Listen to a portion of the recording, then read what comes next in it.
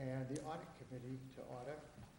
I would ask that we, if there's anybody that's going to be audio or video recording, just let us know.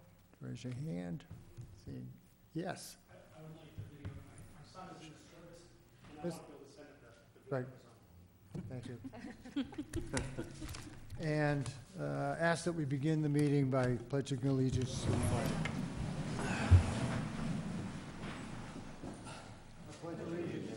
Flag, United States of America, and to the republic for which it stands, one nation, under God, indivisible, with liberty and justice for all.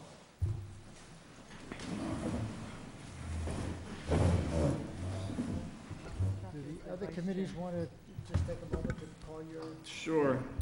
I'd like to call this meeting of the Winchendon School Committee into order for Tuesday, January 17th. Okay. And I will call the Board of Selectmen meeting to order, 7:01 on Tuesday, January 17th, 2023. Great. Kind of a special night for some of the members of the audience tonight, and so I'm going to turn this over to Mr. Sulzbach, because the first item on the agenda is the appointing ceremony of Police Chief Daniel Walski. Thank you, Mr. Chair.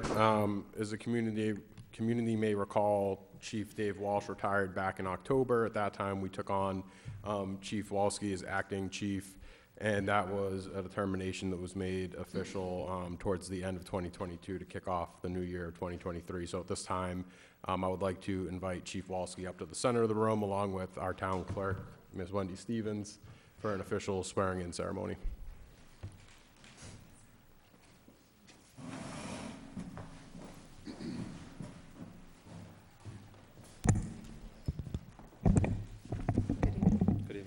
Do you, Daniel Curtis Walski, solemnly swear and affirm that you will faithfully and impartially discharge and perform the duties incumbent upon you as the Chief of Police in the town of Winchendon in good faith and to the best of your ability? Yes, I do. Do you, Daniel Curtis Walski, promise to impart your professional standards of quality and integrity so that the conduct of affairs of your office shall be above reproach and merit public confidence in the position of the Chief of Police? Yes, I do.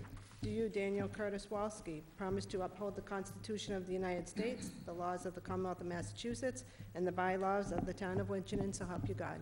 Yes, I do. Congratulations, Chief. Thank you very much. You're welcome.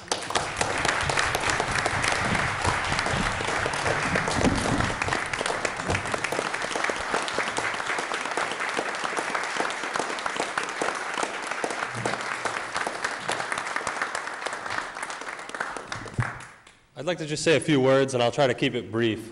I know you have a lot of important things to tend to this evening, and me talking is not one of them. But I want to thank the Board of Selectmen, and I want to thank the town manager specifically for elevating me to this position and entrusting me to be my community's chief of police. I grew up in this town, and it's really an unbelievable opportunity to reach this level and be able to have the impact that I will be able to have as a chief.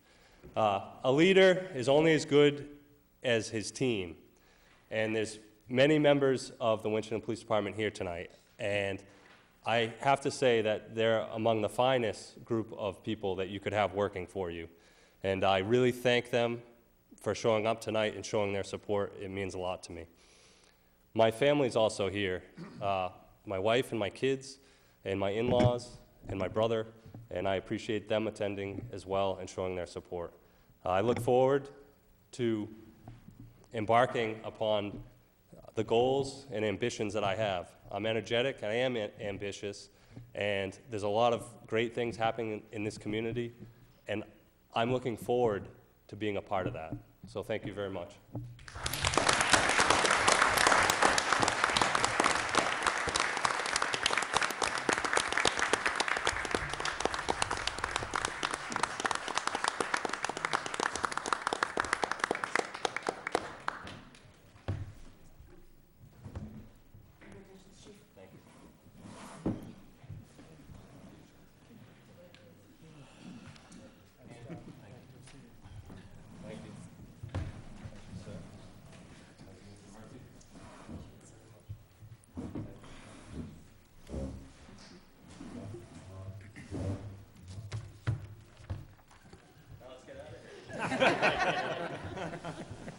Thank you to all of you guys, all the police, everyone.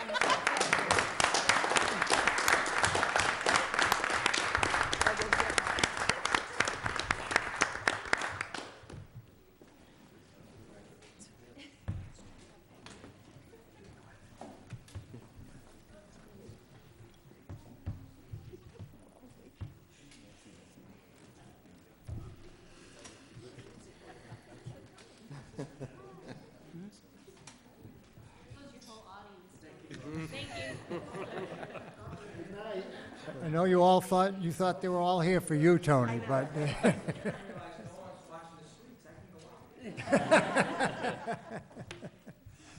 the second item on our agenda we're postponing is the Monty Tech report that postponed it to a later date. So it brings us to the auditor report, and Tony Roselli is here, is making his annual visit, which we appreciate. And I'll turn this over to you, Tony. Okay, well, thank you for having me tonight. Nice to see everyone, and we'll go through the results of the fiscal year 2022 audit. I think I know everyone here, but for those who don't know me at home, I am Tony Roselli. I'm the managing partner of Roselli Clark and Associates, and we've been the auditors for the town of Winchendon, for probably the last 10 or so years. And we've watched Winchendon at its lowest levels, and we've seen it at its highest levels or nice levels. So we can talk about some of that tonight. And fortunately, we're trending in the right direction right now, so that's all good. And like I said, nice to see everyone. So what we'll focus on tonight is the management letter, which is part of this thick packet. I think it's in the middle somewhere. Not sure if you've had a chance to go through it. We went through it with the audit committee on Thursday evening. Had a nice discussion, and they accepted the report, so we're here to present it. Does everyone have that? Oh, it's up on the screen also. Okay. So I'm on page 2 of the management letter. Larry, it's Okay. So there's a short packet there. all right. I went through the whole thing, 54 pages, so. Just past the 54 pages. Keep going. Right. You can take mine, I've already gone through it. Oh, it's after the 54th page? Yep. No, it So isn't. get past the 54 and 54. The next section is the management letter. All right, thank you. Everyone got it? All right, and it's up on the screen, too. So let's start with the overview. Basically, look at the financial operations, where you stand, where you came. A lot of things happening in the last couple of years. You've got a pandemic that brought operations to a standstill, hit your revenues, bunch of stimulus from the government that you need to be accountable for as you spend it. You have had some turnover, so there's a lot of things going on, and the smoke is finally starting to clear a little bit. So where do we stand? The town's unassigned fund balance is the highest it's been in my memory, $3.8 million. It's just to give some context to that, in 2014 it was negative 3.5 or 6 million. I forget that number we always used to throw around, but I think negative 3.6 million. So that's a $7.4 million turnaround in about 7 or 8 years. So that's remarkable, and really a great accreditation of management. And just, when things got low and things got bad, everyone kind of got together, became a team, and you guys pulled out of it, and you're in really good shape now. Your bond ratings have gone up a little bit. You're credit worthy, which that was an issue back in 14-15. You're out of the deficit. You've paid back your loans, so things are really turning in the right direction. Stabilization funds, those increased to 1.3 million. And that's a subset of the 3.8 million. It's not in addition to the 3.8. It's a subset. The budget for '23 was balanced, and your ARPA allotment was $3.3 million. You've received $1.1 million as of June 30th, '22. Don't know if you've received any since. So in addition to all these reserves, you also have this ARPA that, because you're under the $10 million limit that the federal government allows, you can basically spend it on almost any government service. So there's some flexibility in that $3.3 million number. And I suggest you spend it wisely and spend it as you would free cash on, on some capital or some sort of an emergency, if there's a snow emergency or some sort of item that you don't expect to recur. I've had a lot of towns begin to use it in their budget, and that's going to be a problem down the road, because when it doesn't exist, it's going to be a budget cruncher, and you're going to have a budget deficit. So I'm kind of warning everyone, when you spend that money, use it for items that you don't think you'll have to repeat spend later. So some key challenges for the town.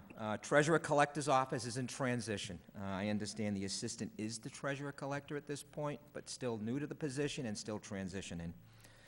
Town Accountant's Office, the prior town accountant, I guess, is working part-time, and you're also getting some reinforcement from Eric Kinshirf and his team on an as-needed basis. And Eric, for those who are not familiar with the name, is the individual who came to the town back in 2015 and helped get the town out of the accounting problems, and he is a specialist on Munis and DLS accounting, so he was very instrumental in helping the town through that process.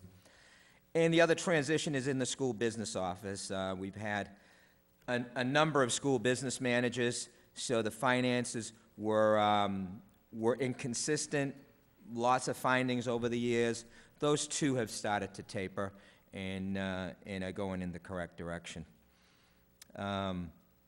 So one thing I wanted to highlight here, because you're going through your budget process for '24, is a lot of things are rearing their ugly head in terms of inflation. We haven't seen this in 30 or 40 years. We're cruising along at 2%, and now we're up 8, 9%. I think it's lowering a little bit, but we're still very high. It's caused inflation in your wages. So when you're going out there and you're trying to hire people and appoint people, I'm seeing towns now have to pay more to attract those people. Otherwise, other towns are going to be hiring those people. So there's almost a bidding war for qualified people now, because qualified resources are very limited. A lot of people are retiring, and they're not being replaced. And I'm sure you're going to run into that problem as you're trying to navigate through your financial offices that were being replaced. Your interest rates have skyrocketed. They've gone from 1.5% or 2% up to near 6%. So the ability to finance capital projects, if you had a 5-year capital improvement program and you had a finance component to that, well, now you've got to go back and readdress that, because those interest rates have gone up. So it's costing you more to finance projects. And hand in hand with that is the construction. The construction costs for those projects have gone up. I had a town that was building a new school, and they had estimated 50 to 55 million, and the final estimates came at 75 to 80 million, just because of the shortage and what's out there, and the supply issues, the precious metals, just all the things that go into the construction process have skyrocketed in price. Energy inflation. I opened my utility bill a few weeks ago, and I thought I had missed my last payment. I said, oh, it must be in transition. And I looked, and they said, no, there's my last payment. This is my payment for the month. So at home, we're seeing that, and you folks at your schools, at your town halls, and all your buildings are going to see that the cost of oil, gas, and electricity is also going up, and going up significantly. I believe 40 to 50% is from what I had heard. And then just the normal goods and services, supply chain disruptions have impacted that as well. So this is something that you're facing as you go through your budget process, and I thought it was good to really address this, so for the folks listening at home and the folks in the room, you really get a flavor of some of the challenges that are going to be happening moving forward. Any questions on the overview? Mr. Chair? Just, I'm not sure if this is the right place for this question or not, but given the risks that you enumerate here, Mr. what- Bond, can you speak into? oh, sorry. What, if anything, can towns, municipalities do to prepare or be ready in case nobody blinks in the game of chicken that's going on in Washington, D.C. right now, and the nation's faced with a default because they don't raise the debt ceiling? Will municipalities be impacted if that should occur? I mean, there's a lot of things going on in Washington that are gonna impact municipalities, and you know, we're watching it closely to see how it impacts, to see if you can. I mean, the stimulus helps, but again, you wouldn't be using the stimulus in your budget process, and but this inflation thing, especially in municipalities, because the resources are very, very limited.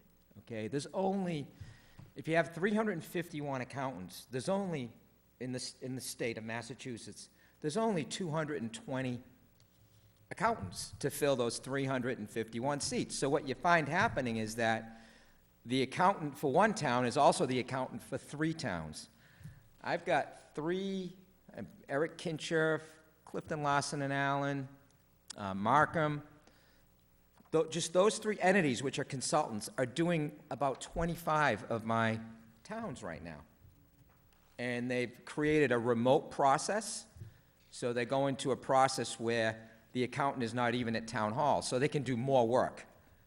They can manage 3 or 4 towns from an office as opposed to going to the town hall. And towns are starting to embrace that model, and it is cost effective. And but you don't have the town accountant there at all times. But you have Zoom, you have remote, so if they need to talk to department heads, they can do that through a cloud-based virtual conferencing system. So these are the things that communities need to be prepared to embrace.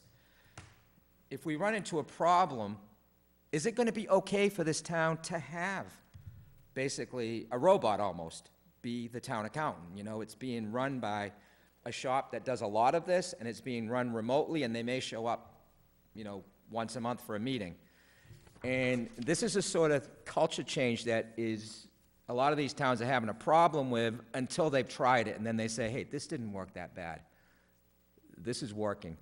I've got one client, or one woman that does 3 of my towns, and she lives in Florida.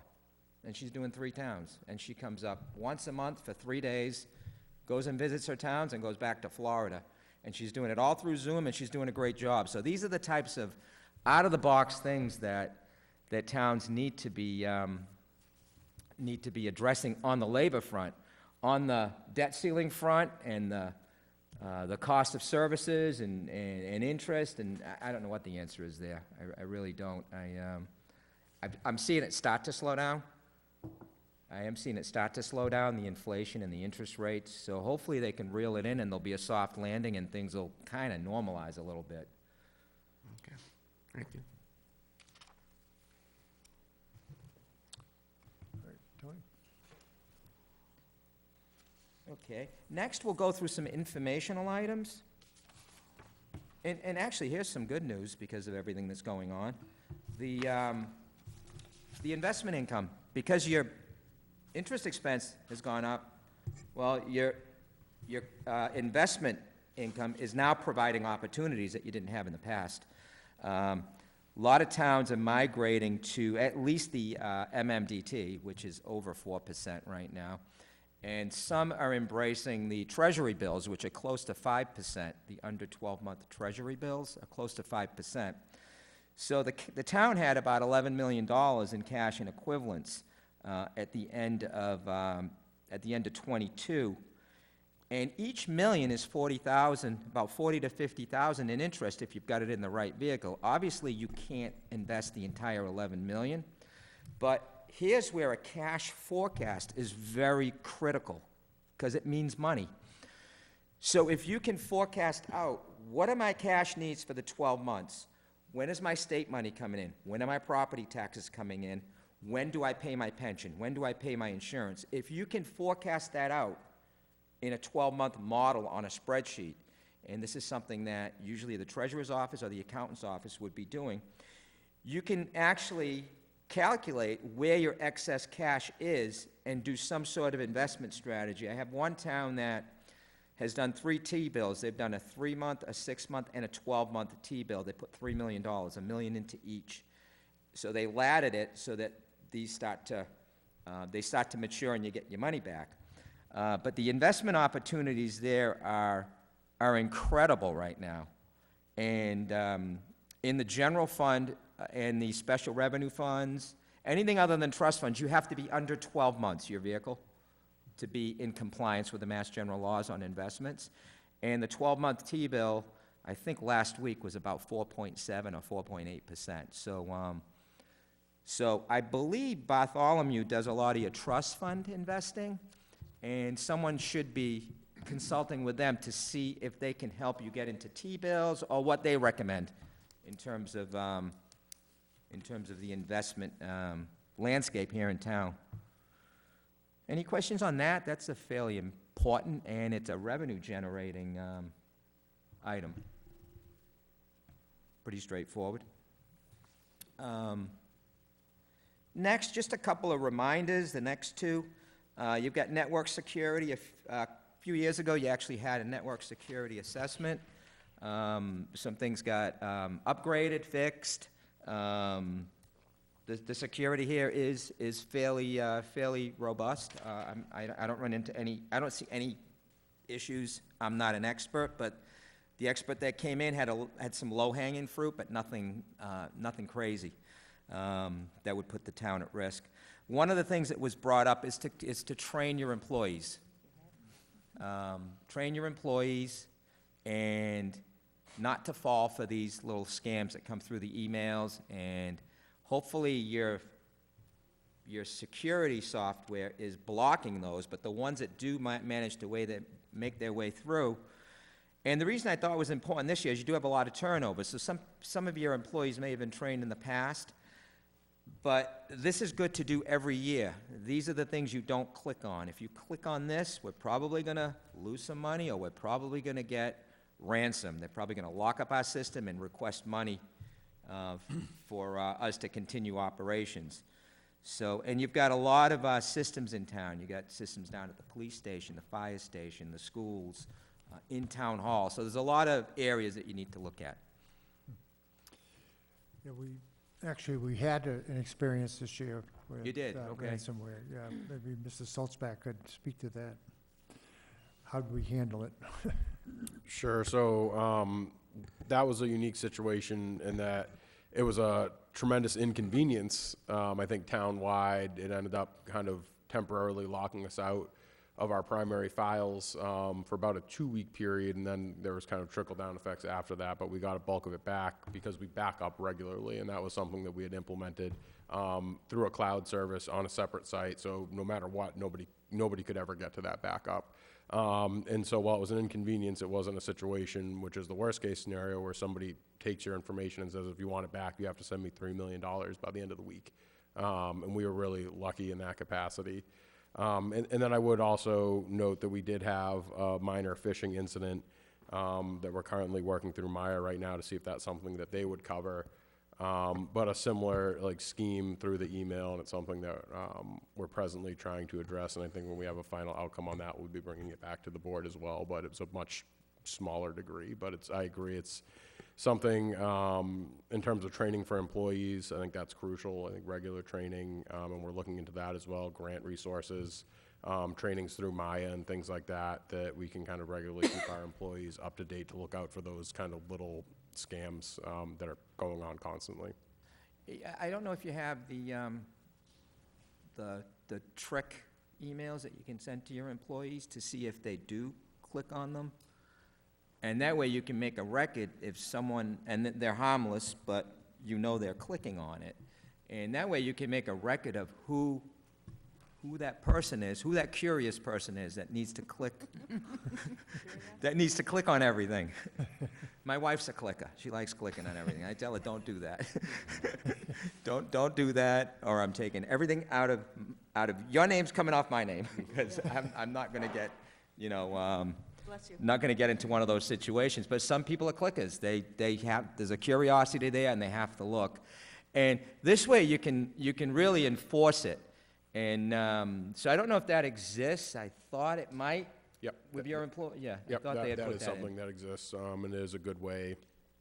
I think a big part of it is people are just genuinely unaware on occasion, and when something like that slips through, and it's kind of a harmless gotcha moment, but I think it kind of puts people on check that not only do they not want to fall victim to fraud as an agent of the town, but the other piece is I think it's just socially embarrassing to be the person that ended up clicking on it. And the system, administrator knows who clicked on it, and I think that's a piece of it as well. And they're great at cloning your email. So my office manager called me up one day and said, I just got an interesting email. It's telling me to send gift certificates. I just got an interesting email from you, and you wouldn't do this because you don't like to give gifts. But it's telling me, to send gifts to, these, and it gave a bunch of, names where to send gifts. And so if a new employee is working in your town hall and they get something from, say, you, Justin, that says, hey, can you send gifts to these? Here's some contact information. Can you send gifts out? Hopefully that employee would come to you and say, hey, are you sure you want to do this? Or if they knew, they may say, well, Justin's emailing me. Let me just do this. Let me go find these Home Depot gifts or whatever they were asking for, and these Amazon cards or whatever it is, and it gives you the link where to go buy them and everything, and here's where you send them. And I'm like, thank you for sending me that. And I sent that over to our security people, and they found that the email had started over in Russia or over in India. It had started someplace, where they wouldn't even be able to prosecute these people. But that's typically happens where the employee's like, well, I don't want to get in trouble, so I'm going to do what my boss is telling me. And that's where the training is, good. And I had a big training in the office, and I said, I never give gifts. So if you have something, about gifts, please call me, and we'll get it straightened out. So it is important, and it sounds like you've gotten hit, but not too bad, and you've controlled it. So that's good to know. Fraud prevention, again, new department heads are coming in, so it's important that they should know their roles, and the roles of the treasurer and the accountant are to see what the department heads are doing. When they receive cash, how quickly are they turning it over? Where is it kept? Does it tie out to their ledgers that says this is what we should have collected?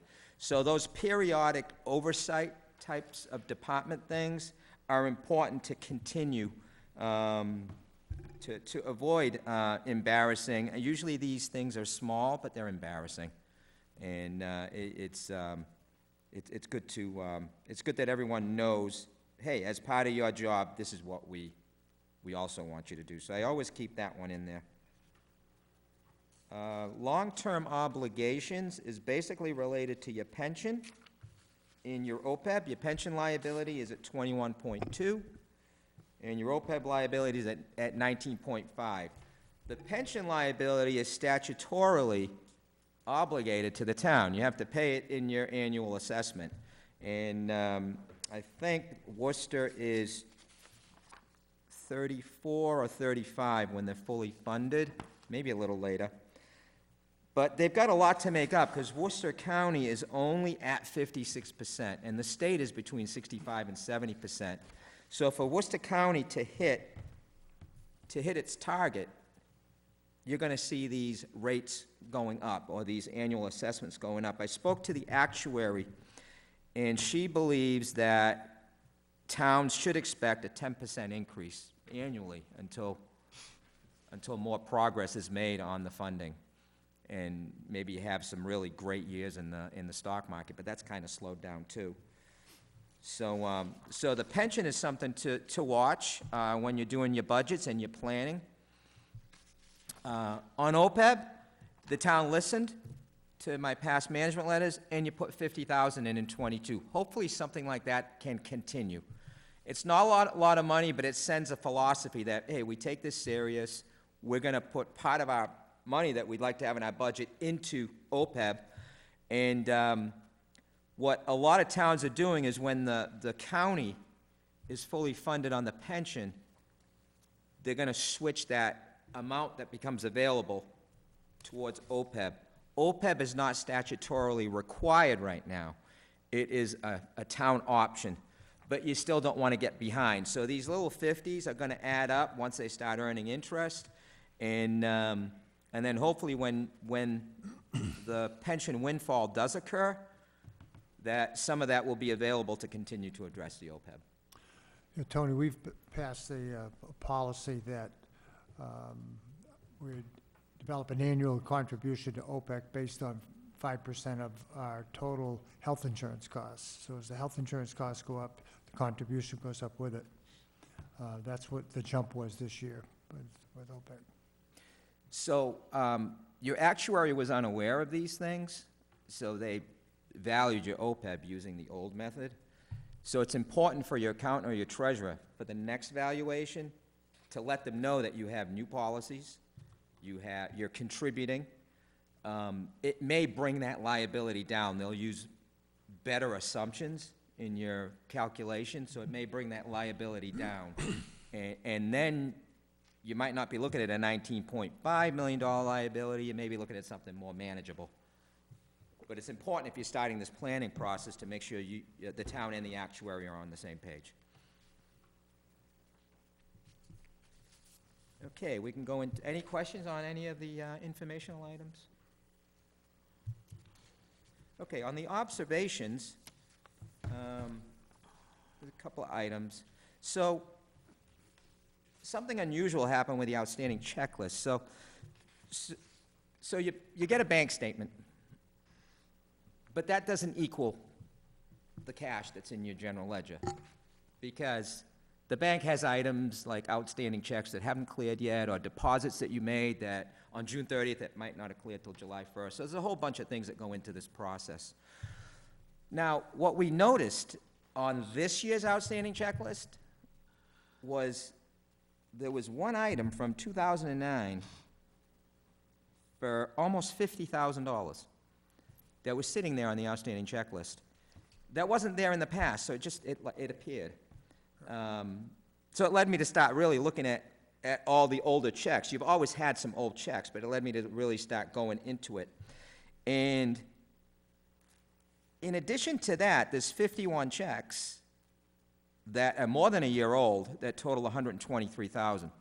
So I'm not sure if the town is aware or not, but there is a law in Massachusetts where it's called this abandoned property law, which relates to stale checks. Once a check becomes stale, if the individual doesn't cash that check, if the town goes through this abandoned property process, it can reclaim that as income. It can bring it in if this check is never claimed. Now, you have to go through an advertisement process. A lot of towns will put the list on their website, and they will also put it in the newspaper. And then once 12 months has passed, it's basically the town's money. Now, I'd be careful with that process because some of these checks look like they should have been voided and are not really outstanding checks. And why they appeared this year and weren't on the checklist last year is a little puzzle in my mind. At the same time, the reconciliation prepared by the bank had what's called an over-underfunded amount. So, say you're funding your warrant for $500,000, but some check gets voided for 50, but you funded the whole 500. If you voided 50, only 450 is going to clear. There's going to be this 50 in the vendor account. Well, the bank is trained to make sure the vendor account's always zero, so they call this 50 an overfund in that account.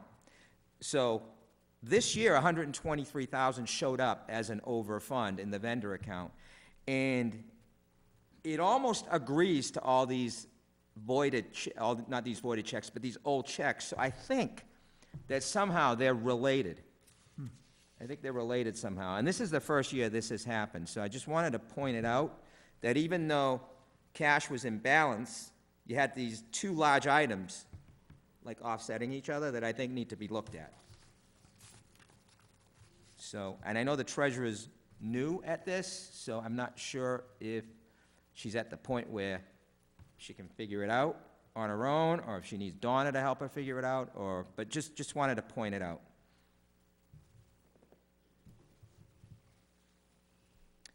So that took care of the first two items on the cash reconciliation. Item 3 is just, the DOR requires you to mark to market your investments, and that hasn't been done for the last couple of years.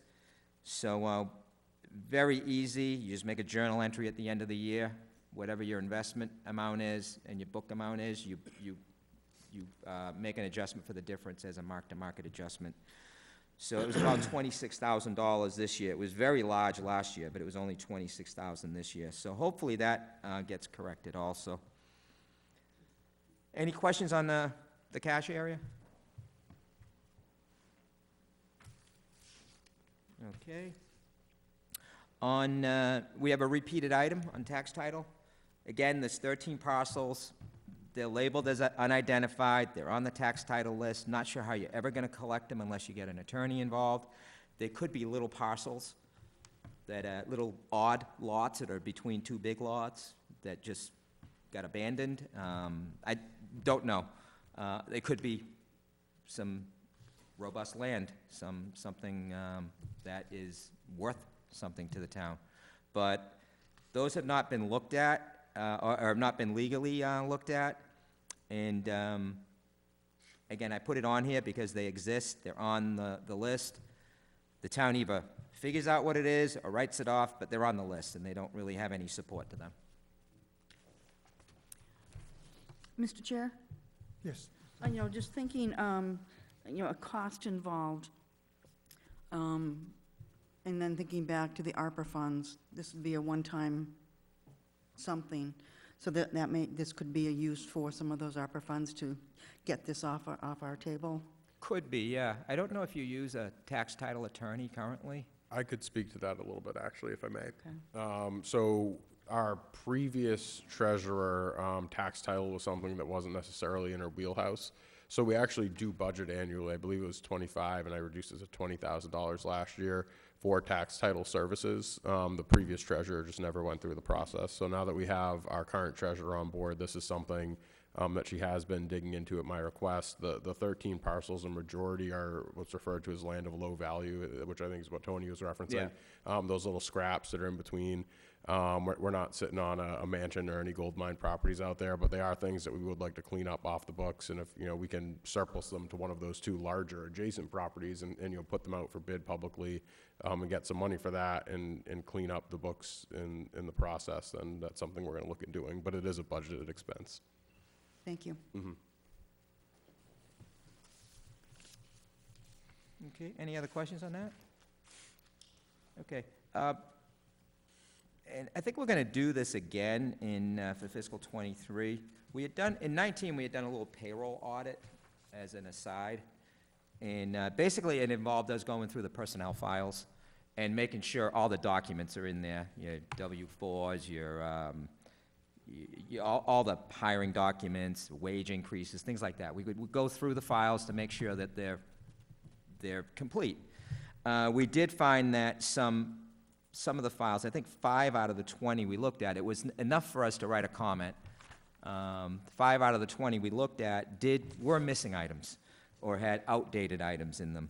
So we had suggested that the town, and we only did 20, we had suggested that someone at Town Hall basically go through the files, one by one. Do we have them? Do we not have them? Human resources is important. A lot of suits and claims emanate out of human resources. You want to make sure your files are complete, that they, and those could be, I might have got lucky, and those might have been the only 5 that there were problems with. But I think what happened was, we had pointed this out in 2019. It's been repeated because the audit had not taken place, and other things took a priority. The pandemic hit right after that, all the reporting with the stimulus grants, the turnover. So this has been overlooked. I don't want it to continue to be overlooked. I'd like to have it here, and what we'll do in '23 is do another 20 to 30 samples and see if that issue those issues still exist, or if the 30 are clean, then I don't think the town needs to go through an exhaustive process. But if we're finding the same sort of 5 or 6 or 7 exceptions, then I think it might be worthwhile for the town to go through that.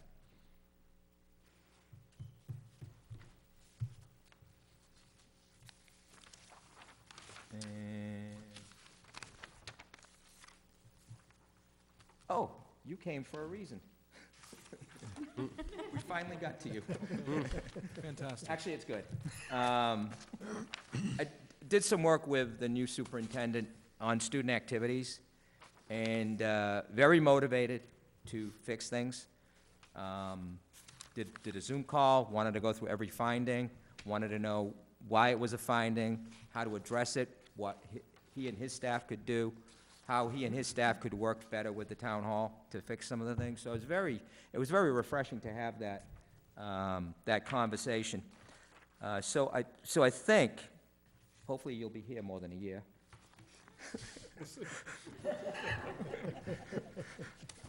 So I think that some of the issues with the school that we've had in the past, for example, there was one final report that was late. In the past, it's been 12 to 15 final reports that were late.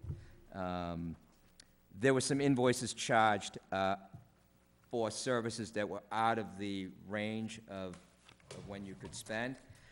We had it as a finding last year, but I think the management letter was too late to be addressed. I believe that's been addressed for fiscal '23. I believe so. So basically what happens is you get an award and you think you can start spending right away, but there's a period of performance on there that tells you when you can spend the funds. If you spend it outside of that period of performance, it's called a question cost. Now, have I seen the federal government ever come try to track that down and take that money back? I've never seen it, so it's not something that I think they view as a priority, but it is a compliance issue that we had to cite. So hopefully when we look at '23, both of these items are put to bed. The compensated absences got fixed. Some of the other single audit compliance things got fixed. So I think the school is the best it's been to my memory. So happy with that. Mr. Chair. Thank you. Mr. Roselli, I listened to your presentation to the audit committee, and you talked about the school, so I went back in my files. And 4 years ago, you had 4 pages, 10 font, totally filled with no margins of findings. So it's not just a clap. You've done an awesome job. Thank you, Superintendent King, bringing this all together. Thank you. Thank you.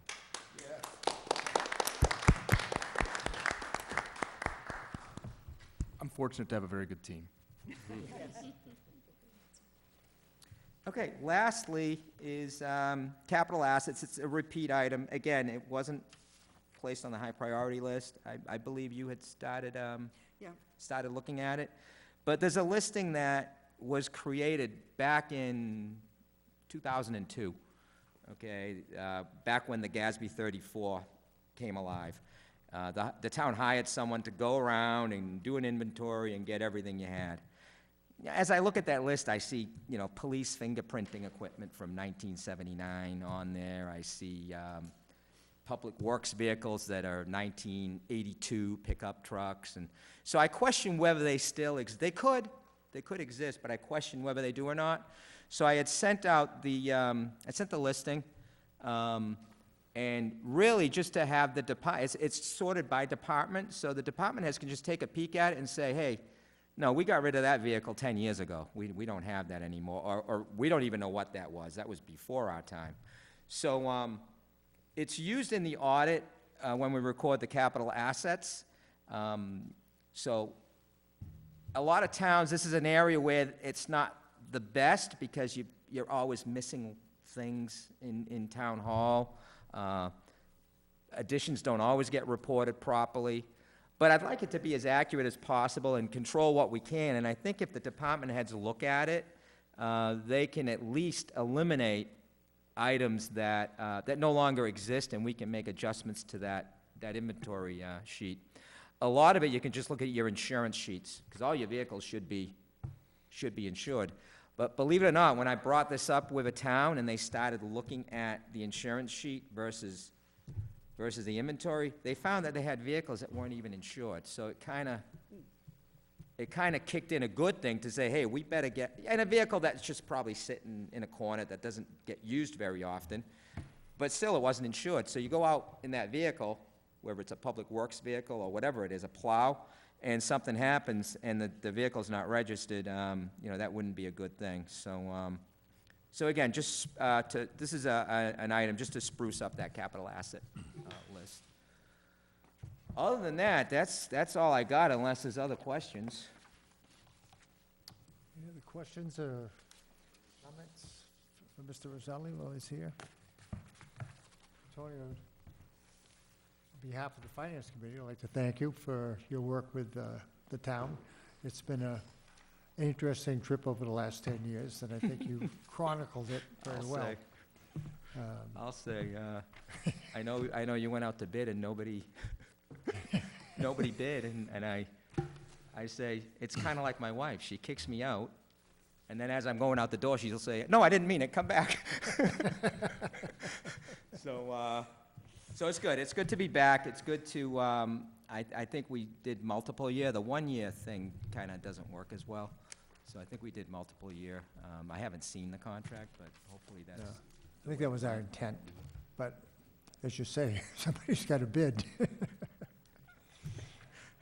And people did call me and they say, hey, Winchendon's going to bid. And I'm like, yeah, do you want it? I'm not sure. There's still a lot of enigma out there. I'm sorry, A lot of enigma. enigma. Yeah. Okay, yeah. And once you get that, it's tough. Yeah. It's difficult to clean that up. Even I'll see a town that's going out to bid, and I'm like, oh, that was the town that, I don't know if I want to deal with that. So I'll make some phone calls. I'll call the Department of Revenue. They'll be like, no, they cleaned it up. They got a new person in. So I'll do my homework before I say, okay, I'm gonna bid on it. Yeah. And plus, the CPA firms are so busy right now. It's incredibly busy. A lot of consolidation in the industry. There's a lot of firms buying each other, and then they're parceling out the what they call high-risk clients, or clients that just require too much maintenance and too much work. So they're parceling those out, and they're being a little more selective. So it's kind of tough being on your side of the fence right now. It really is. And so I'm happy you're patient with the firm. Like to have the reports earlier, but somebody's got to call up Worcester County and tell them to get their act together, because we're not getting the final part of the audit. We were done I think we came in October. We were done by the middle of November. We were just waiting for even the school. We came in the summer and did all the school stuff in the summer, so most of it was already done. And I like that approach. That way we don't have to wait until March like we did in the past. And it kind of puts a fire under you people to get your stuff done. So I like that. I like that approach. So hopefully it continues. Hopefully you have good fortune in your search for the accountant. It's a very important position.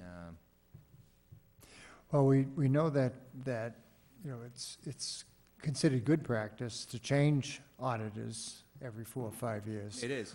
But on the other hand, I think it's comforting for us to know that you've seen us when we were holding our hat in hand, and you've seen us dig ourselves out of that hole. So you've got some perspective of the town and where it's been and where it's moving towards. I could write a book about it. It really is. I've seen it all. I've seen all the turnover. I've seen all the transition. I've seen the low points, the high points. It's been a ride. Yeah, it has been. Thank you. Any other questions, Mr. Roselli? All right. Tony, thanks for coming out tonight. Well, thank you for your attention, and we'll see you in the some, and we'll see you soon enough. Mr. Chair? Oh, actually, we'll see you probably Friday. Friday, yeah. Mr. Chair, just this third document, the federal award reports, is that anything that we need Mr. Roselli for? I don't think he needs to go through that. I think we're just going to do the management letter. Federal award report? Oh, I summarized that in the management letter. Okay. So this anything in is- that report is already in the management letter. Perfect. Thank you. Thanks, Audrey. All right, thank All right. you. Thank you, Thanks, Tony. Tony. Take care. And if I may, on behalf of the Audit Committee, thank you for your work, and thank Michelle and Chuck and Chris and the other members of the Audit Committee. All right, next item on the agenda is the presentation of the five-year financial forecast. Mr. Salzback. Thank you, Mr. Chair.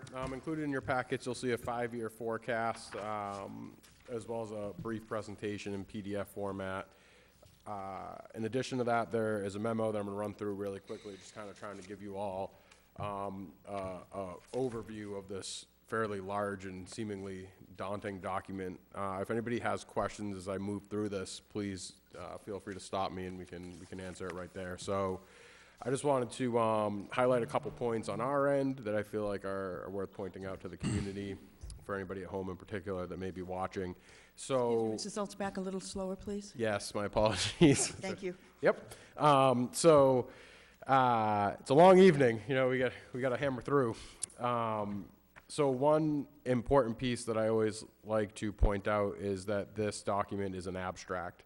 So please take that into account. These numbers aren't set in stone. In fact, they're going to be fluctuating over the next few months as we go down that pathway towards our May annual town meeting. There were some good items in here. In terms of process, Standard & Poor's Global Credit Rating actually called out specifically last year, I guess, the good work that our team did putting forth projections and revenue for revenues and expenses that lean towards the conservative, and we continued in that trend. On the revenue side of things, we wanted to note that projections call for a full 2.5% allowed under Prop 2.5 for increases for property taxes. The solar pilot revenues include revenues from all solar arrays currently constructed and generating power to the electric grid. That's something that we're going to continue to dig down a little deeper into once we get an accountant on board. I know later in the year, towards the budget season last year, we came to the determination that some of the revenues that we were counting for solar were already baked into a separate formula under personal property tax, so we want to make sure we're not counting that twice. Cherry sheets for fiscal year '24 have not been released, so we're accounting for about a 1% increase over fiscal year '23 state revenues. Just as an aside, they came in a little late over the past couple of years, and particularly because of COVID-19. I think it's worth pointing out that there's an administration change in the governor's office that happened earlier this month, so I'm not expecting to get cherry sheets early this year. And also, in terms of cannabis, just a reminder that we don't have a full year under our belt, so we're not really able to accurately forecast or project what we can rely on coming in for those revenues.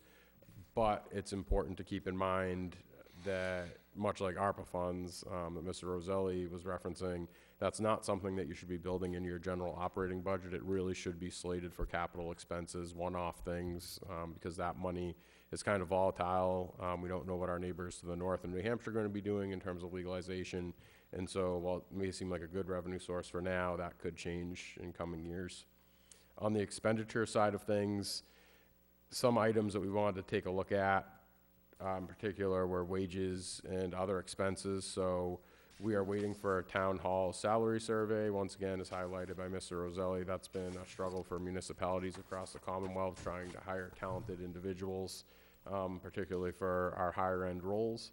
So UMass Boston has been going through that process. I was in touch with them last week, in fact.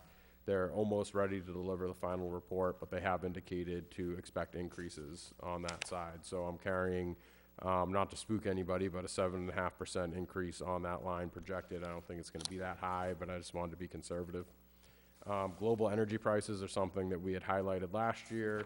Another item that was called out in our credit rating report, having gotten ahead of that as a community when a lot of communities were stuck in the unfortunate position of trying to scramble to find additional funds. We're still in good shape in that regard, but we're going to continue to carry high expectations in terms of increases for next year for electricity and fuel. And the school budget is still being developed, and we're expecting something delivered from the school committee next month, but it's worth highlighting that last year was an unusually high increase, but early indicators, at least in conversations with Superintendent King, is that we can expect something a little higher than what I even carried in our projection here, so that's something to be mindful of. So, once again, if anybody has any questions, please feel free to stop me. I'm not going to go over this line by line if that's okay with everybody, but I do want to kind of scroll through and give you some important highlights. The covered in the attached PowerPoint, for example, we break down estimated revenues. They give you a good idea over the next 5 years from fiscal 24 through fiscal 28, what that's looking like. We do see consistent growth, which is a good thing, but I think the biggest concern is that our expenses are growing faster than our anticipated revenues. So we want to dig in a little bit more and talk about what that means. I can assure you it's not due to lavish spending at Town Hall. Unfortunately, a lot of our baseline expenses are rapidly increasing. It's something that we're seeing across the country and globally.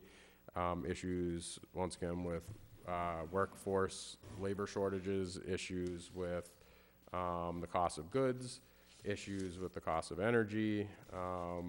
Healthcare continues to go up year over year. It's not something that's unique to Winchendon. It's something that's across the board that we need to find a way to address, and one way to do that is to try to find additional revenue drivers.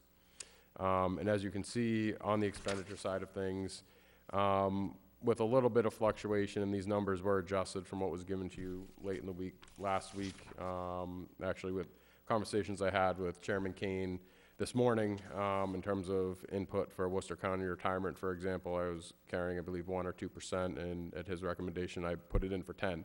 So, and conveniently, Mr. Roselli affirmed that belief, so I appreciate that, Tom. Thank you. So these numbers are a little bit higher, starting just a hair under 37 million, and increasing to about 40.5 million by fiscal year 28. And just other things that I like to highlight, especially as I begin to get department requests for budgets, is to be mindful that we are currently projecting a pretty significant deficit. Last year, I believe, we had to find a way to make up about a $250,000 hole. We're going to have to find a way to do it again this year if the numbers do pan out that way. Once again, a lot of this is dependent on intangibles that we don't have hard data for right now, such as state aid. So we'll see where that goes. Solar pilot revenue, once again, we have slated here to grow, starting at 260 and increasing. But once again, that number may be double dipping and counting personal property as well. We're going to have somebody dig in on that a little bit more. And just for cannabis revenue, just so you know, for June, July, and August, it's their quarterly payments. So within that quarter, we received $48,000 roughly in cannabis revenue. We expect a January payment soon if it hasn't come in the past couple of days since I've made this. We're going to be keeping a close eye on that, and I think there needs to be a broader discussion in the community about where those funds would go. Once again, my recommendation is capital projects, but I think that's more so policy. So I would really appreciate direction from these boards on that at a future date. Mr. Chair, Mr. Murphy. In the mic, please. Justin, can you go back to that last slide? Yeah. So when I looked at this one, I'm not sure I understand it. I don't know if that's a surplus or a deficit, the first line. Sure, so it's in parentheses, meaning it's a negative. Okay. Okay. I'm used to like red and different things. So parentheses means that it's a deficit. Correct. Okay. And from the solar pilot revenue, we're getting $261,000? No, So, as I just mentioned, and I'll highlight it again, that number is not accurate. So we had concerns that came up late in the budget season last year that we may be double counting that revenue. It may already be baked into our personal property line, but we've yet to be able to confirm it, and I'm kind of waiting to get an accountant on board that can dig in a little deeper to confirm that. So I don't think the solar revenue is as much of a windfall as people anticipate it to be. So you think it's about half? I couldn't give you a number. It's lower. It's less than half. I think in the budget this year, it's, in the revenues, it's listed under personal property, Right. and it's just under 200,000. And my understanding is that the state disallowed the solar agreements we had that was based on kilowatt hours, but we are allowed to tax the equipment, or the value of equipment, in an industry like this. So it is less money than those figures, and it's, right now, it's about 200,000. So what you're looking to do now is to check to make sure you're not double dipping, counting it twice. And if you find that it's double dipping, which one does it go to? Does it go to this one, or does it go to the Personal other? property? Which bucket does it go into? Sure. I mean, they're all the same bucket at the end of the day. Well, it is, I know that. But don't go there, because we've learned over time that when you put things in the wrong buckets, it can cause big problems down the line. All of a sudden, money you thought you had, you don't have. Yep. So, and I guess that's what I'm trying to demonstrate here is that this is something, the reason I'm calling it out rather than trying to bury it is I'm trying to highlight that this is an issue that we need to address over the next few months. And so rest assured, we'll be bringing it back to these bodies and giving you an update on that figure. Okay, one more question, Mr. Chair. So when we start talking about revenue sharing with the new committee that is being proposed, is this one of the things that we'll be talking about as far as revenue sharing is concerned? Which bucket the solar money goes in? Yeah, so that's a great question. So I would say, so ultimately, when we come to a determination on, which bucket it goes in, it would be something that's driven by established policy and not just something that we're like throwing a dart at the wall. More so, I think we want to see, like, is there legal precedence for where it's supposed to go using Mass General Law, and that will kind of dictate where it goes, but it's not going to be something that my office will just determine, or that committee. Okay, and so the shared revenue would be determined by policy, an established policy by the Board of Selectmen, by the committee, or by, who's going to establish that policy? Sure. So if I understand your question, or more so the concern that's at the root of your question, is you're trying to determine how much solar revenue would go to the schools. Is that correct? There we go. That's correct. Okay, so we'll get it right out there.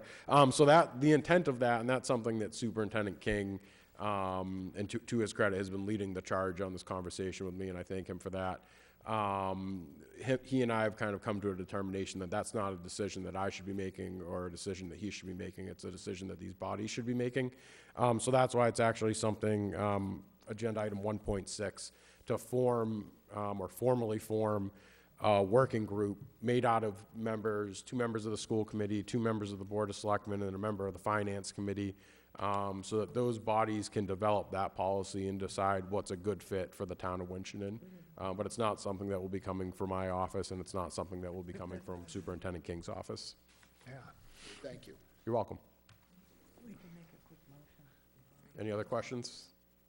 Bringing the heat today, Mr. Murphy. I like that. So moving on, once again, to highlight, staffing shortages is an ongoing issue. It's the past year has been a struggle. It's soaked up a lot of our staff's time. But I will also kind of applaud the work of our staff and the ability to fill a lot of these roles, but also train up individuals. That's been a big piece of it. We've had, about 10 new employees over the course of the past year and a half or so. and they're all flourishing, and that's really good to see, so in really good hands. And then once again, to stress continued inflationary concerns, so that's not only payroll things, but every time we do a project, and Mr. Roselli was highlighting that well, as well, you know, a project easily going millions of dollars over. Thankfully, we've avoided that for the most part to date. We have had to go back to a couple special town meetings for smaller overages, you know, about $200,000 for the library, for example. But by and large, we've done a good job of navigating that. We've done a good job as a team of pulling back on the cost of some of those projects and reducing scope in an effort to try to stay within budget, even as inflation rapidly outpaces us. But that's something that's not going to change, I think, over this upcoming year, and we're going to have to keep a close eye on that. And then the other piece is just debt schedule updates, and a lot of that will be determined by the capital planning committee and what projects they intend to put forward. On a preliminary pass, they're going to be reviewing that tomorrow night. I believe there's about 12 projects totaling just over $3 million. So rest assured, we'll be paring that list down to something that's a little bit more manageable. But I think an important piece as well is, as a matter of strength training financially, to continue to try to build up the amount of healthy debt that we carry in our annual operating budget, just to give us more flexibility down the road in future years. And that's something that Chairman Kane and I have talked about at length as well. So, Yeah, I mean, it sounds counterintuitive to say that our debt's too low. But it is. If we're carrying debt consistently between 5 and 10%, then when you need to borrow, you've got some space, and you've got it. Right now, our debt load is about 2.3% of our overall budget. So we've got some projects that we're going to have to borrow for, and we don't have current debt assets in our budget to cover those. So we're going to have to look at ways of increasing our ability to borrow and figuring out how to pay for that over time while we try to protect the other areas of the budget that are also important. So it's going to be a challenge. So real quickly, I'm going to skim through this and call some things out. But once again, if there's anything that you notice in your review that's of particular interest, please feel free to stop me, and we can dig in a little deeper. So just looking right at the top line here on revenue for local taxes, we're not expecting a tremendous windfall. We are limited by 2.5% from Prop 2.5 for property taxes. What we can claim is new growth. So in past years, we carried 80,000 on the projection. I bumped it up to 90. If you look on the 5-year look back, we had some big years. Fiscal 21 was about $340,000 in new growth. That's not typical. Realistically, I think it hovers closer to about 150 or somewhere between 1 and 150. So carrying 90 is conservative, and we'll see where that lands. In the past year, it was 103,000. Looking at state aid, we're not expecting the state to come to the rescue. Once again, that's dependent on what comes in on the cherry sheet. Looking at some of our existing available funds, there's not a ton of flexibility there, but those are figures that we just continue to carry over. For local receipts, we are carrying about a 1% increase, which once again is conservative. I think things like meals tax and things like that took a hit through COVID. You can kind of see how it nosedived. It was at 86, 87, 87, then it dropped down to 60, 60. So we're going to carry it tight, especially where you know, it's an entirely different animal presently in 2023, but COVID is still a factor to an extent and should be treated as such. Making our way down, I did want to highlight our enterprise funds. There were increases on the rates that should help us for the first time, I think in about 5 years, not run a deficit on our enterprise funds, so we're projecting that accordingly. I think the important piece is, for a several-year stretch anyway, it didn't appear as a deficit, or it didn't seem or didn't stand out as much maybe to this body because we had retained earnings to fall back on and draw down. And I think once that pot of money was fully drawn down, that really kind of exposed the situation we're in. So that's something that we're continuing to monitor, you know, looking at monthly revenue from last year and see what's coming in this year and just trying to project that into the future years. So we're still projecting it tight, but we'll see how that goes. Making our way down, for municipal administration, we break these down into a couple different categories. So municipal administration, we're not projecting any significant increases. As I mentioned earlier, we are carrying 7.5% increase rather than 2.5%, but we'll see where that goes. I expected a determination on that within the next month. So when we had planned that out with UMass Boston, we had requested and kind of started that process with the intent to get the report delivered in time for the annual operating budget. The important piece for that, and that I did highlight when this first came up as a topic, was one, we saw the writing on the wall already when we went to go and fill these positions, how much of a struggle it's been to fill these roles. The other piece is for our existing talent in town hall, we want to make sure that we're not underpaying them for the sake of underpaying them. If people are doing a job and they're doing it well, then they deserve a market rate. But I think the other component of this, beyond just being a good employer, is, in terms of watching our pocketbook, is we don't want to get stuck in a situation where we're needlessly throwing out more money than we need to on a role because we're desperate to fill it. And so I think this will kind of help us strike a balance between those 2 points. Continuing down, just under public education, so this is something that I used the figures from last year's fiscal 23 estimates. It's not the true figure, it's a little bit under. In actuality, as I mentioned at the time of making this, it was unknown to me that realistically we should be carrying about potentially 10%, and we'll see where that goes. That was part of the Student Opportunity Act of 2019. Moving on to public safety, no significant increases beyond typical. Those contracts are set and locked in as of last year, and we're good for 3 years, but I do expect a review in particular for the fire department.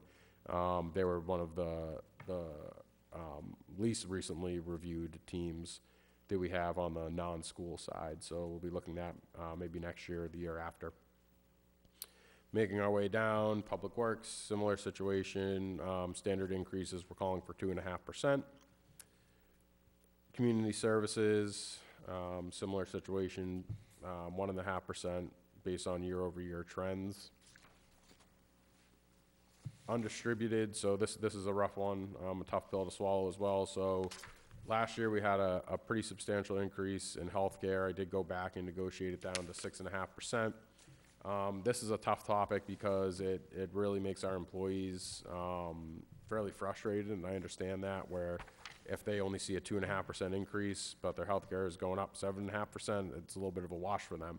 And if that compounds year over year, then they really start to feel it, which I think justifies taking a look at that salary survey as well. But the other piece is not only does it hurt our employees, it hurts the town's bottom line as well, and we have to find a way to eat our portion of that too. So we're going to be watching that pretty closely, and an official figure for that should be released this weekend, actually. Moving on, debt service. So this is something I referenced earlier, but we're going to continue trying to carry a standard amount. I just plugged in 700 across the board, but there may be interest in increasing that in future years, just depending on how much flexibility we have. So warrant articles are, things like $25,000 to the CAC, for example, 10% or 10,000 to the clerk, just standard things that we see come up year over year. And then lastly, you can see the full expenses for our water, sewer, and transfer station. So when we're talking about the deficits, that is your bottom line number down here, so that 288, 662, so on. Projecting 5 years out of deficits increasing at a pretty steep clip. So as a community, I think that incentivizes us to find ways to really increase revenue. Cutting costs is an important piece. As I mentioned, a lot of our budgets are cut to the bone in a lot of areas. There is a certain tipping point where if you cut too much, you see a significant decrease in services. I think as a community, we've seen the drawback of cutting in certain areas, for example, capital, a lot of things that were unaddressed for a long time that now we're kind of paying the piper today for. So I asked the group to be mindful of that, that's a cheap short-term solution that's going to hurt you in the long term. And I'll just continue to hammer that home. And I think the other component is looking at opportunities that, I guess, trying to think outside of the box, opportunities to regionalizing staff, regionalizing pieces of equipment when possible. Those are other items that our team is going to be looking at over the coming year, trying to make sure that we still provide good services to our citizens, but just trying to find ways to have skin in the game and tighten the belt where we can. So with that said, does anybody have any questions on that? Mr. Chair? Yes, Just Fine. if you've already explained this, I apologize for asking the question, but as I look across the bottom line, you've got deficits for every year from 19 to 28, except for a substantial surplus in 22. What explains that? If I had to guess, it would be the injection of ARPA. The deficits that you're seeing are from our water and sewer enterprises, and we actually ended up supplementing those at town meetings for water and sewer over the past few years. Okay, it's kind of what I thought, but I just wanted Great to question. make sure. Thank you.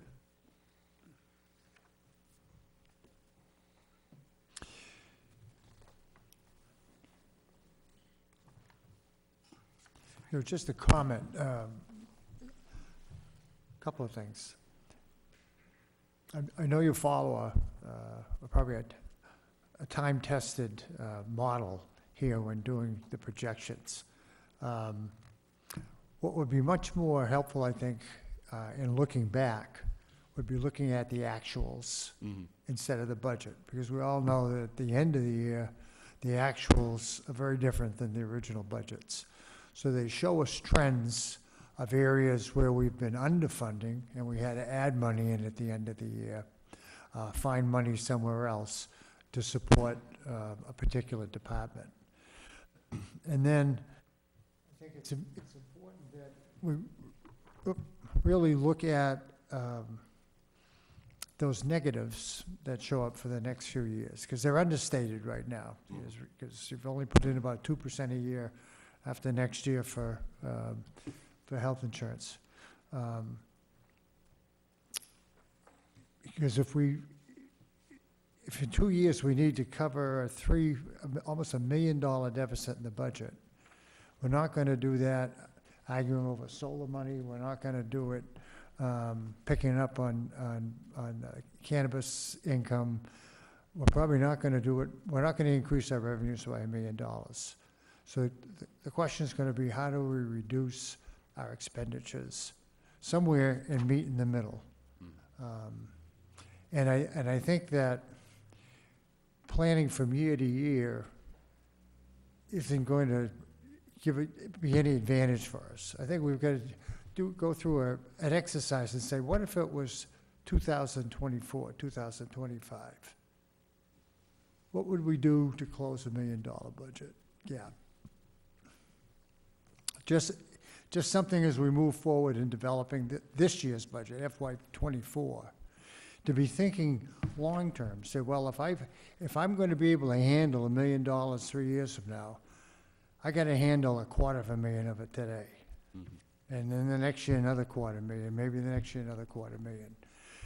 You can't just let that say, well, we'll balance it this year and then worry about it next year. So just my suggestion.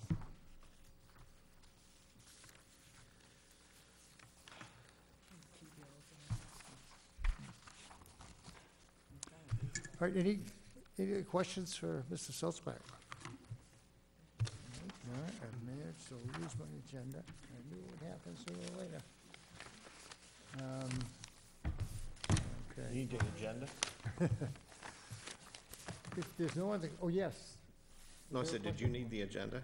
No, I got it. Oh, okay. I found it. Thanks.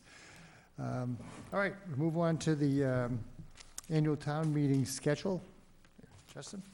Thank you, Mr. Chair. I hope you're not all tired of hearing me talk.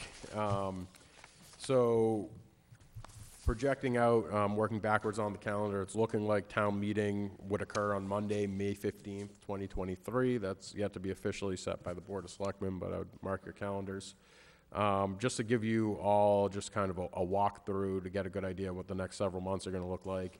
Department budgets are going to be due to my office in the coming weeks, and we'll be reviewing those in the same way I did last year, sitting down with every individual department head and kind of running through that process.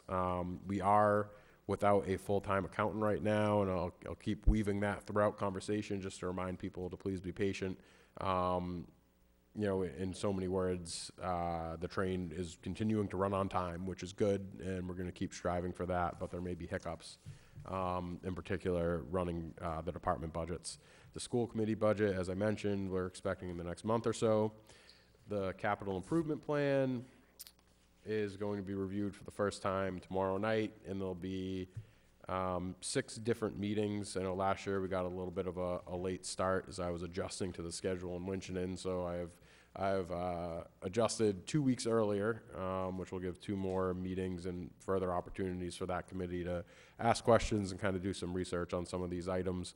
We're expecting a presentation of the capital improvement plan to the Board of Selectmen on February 13th and to the Finance Committee on February 14th. A very well-spent Valentine's Day. Right. We would entertain the opportunity to do that meeting jointly on the 13th. Bless your heart, Tom Kane. Thank you. You just saved me a big argument later. On the budget side of things, I'm going to be submitting the draft budget on March 13th, 2023. 14th, 13th is special town meeting. Oh, I apologize. I had talked about this, actually. Mrs. Daigle caught it earlier today. So yes, the 14th, it's been amended. Oh, there we go. Look at that. We're all making sacrifices. And then March 27th, the final balanced budget will be presented to the Board of Selectmen and Finance Committee. So that March 13th meeting is going to be on the 14th, and it will be a joint meeting hosted by the Finance Committee. So thank you for that.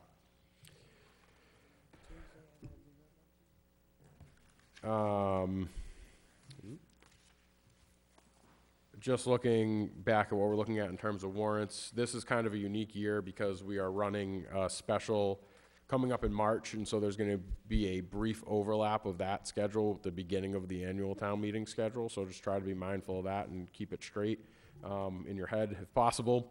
So we're looking to, at the upcoming Board of Selectmen meeting this upcoming Monday, it'll be on the agenda to officially schedule that May 15th date. March 27th, there's going to be a review of draft warrant articles with the Board of Selectmen and Finance Committee. April 3rd, the Selectmen will close the warrant at 12 o'clock noon. April 10th, the draft warrant will be presented to the Board of Selectmen and Finance Committee. April 24th, the Board of Selectmen will vote to finalize the warrant and articles submitted. April 25th, the final warrant to the Finance Committee for their official public hearing. April 26th, the Board of Selectmen will vote their recommendations on the warrant articles, and May 1st will be our deadline, self-imposed partly, to post the warrants. Which brings us to, believe it or not, Monday, May 15th, 2023 for our annual town meeting. Are there any questions on that schedule? Yes. Could you just add that Monday, May 1st, is that not our town election day as well? Just to remember, so people remember. We'll put that on before we distribute it. Okay. You get that? Thank you.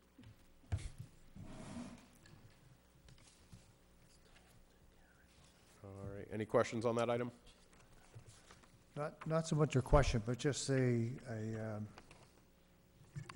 reminded everybody at home, I guess, that we have a special town meeting scheduled for March 13th. And I think we have a Finance Committee public hearing for that. February 7th? Yeah, I've got to check that date. That's what I have at home. Yeah, I think that's what I had put in, but now I'm questioning whether it's too early. The public hearing for the March 13th, could you double check? Because right now we have it scheduled for February 7th. Is that a 45-day? Do you remember offhand? I'll count it out after and email you. Okay, Thank you. yeah, just want to make sure it's in the schedule for that, because I have sent in for an ad. Right. This one. And I'm holding that schedule separate from this schedule just to try, in an effort to cut down on confusion, but I think no matter what we do, it's going to be a little tricky. Okay. So everyone just be hyper vigilant 5 if you weeks. can, Well, and we'll do the same. So we'll be holding that public hearing on the 7th for the special town meeting. Correct. And we have town election next week, This week, this Thursday. this Thursday, this week. We're a busy town. So the 19th, 19. Yes, a 8 to special 8. election. 8 to 8.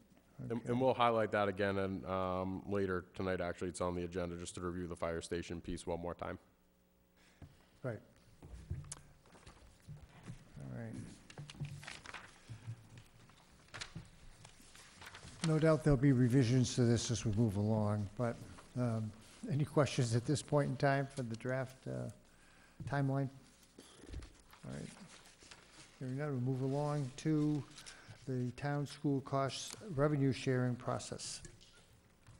Thank you, Mr. Chair. So this memo, which is actually from January 3rd, 2023, not September 26th, 2022, at the most recent Board of Selectmen meeting, as well as at a recent school committee meeting, it's my understanding, as referenced earlier, the prospect of creating a working group effectively that would meet regularly throughout this budgeting process to try to hammer down on various town school revenue cost-sharing discussion.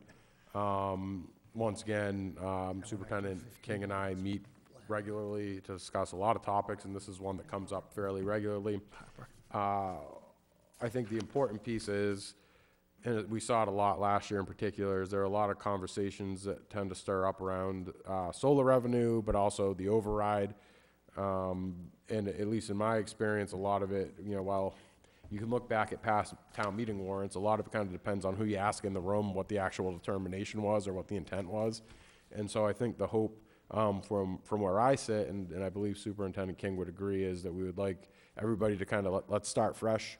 We all know what it was in the past. Let's talk about what we're going to do moving forward into the future. Get these groups into the same room. Let's hash something out that will give us clear direction moving forward. Because I think the important piece as well is that both for me and Superintendent King, we need to build budgets based off of whatever this determination is. And so we want something that's fair and equitable to both groups and that works for the community at large.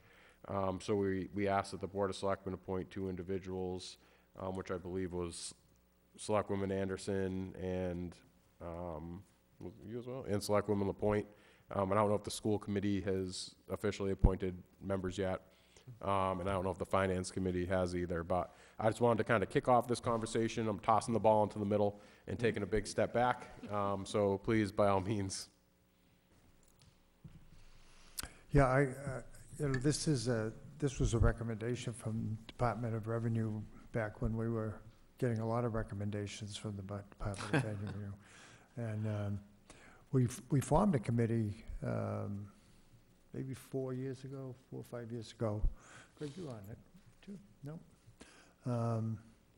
Anyway, it didn't, we didn't get any traction, I guess is the best way to put it.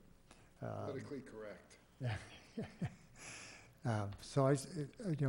So personally, and it was the Finance Committee that suggested it happen, that we do this 5 years ago, or 4 years ago. Certainly endorse the concept. Mr. Chair? The Finance Committee met earlier tonight, but we had a little omission in our agenda, so if the other 2 boards will bear with us, I'd like to make a motion to appoint Tom Kane to the Revenue Sharing Committee. Second.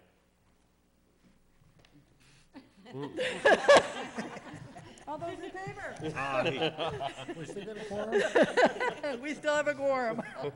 Thank you, Mr. Kane.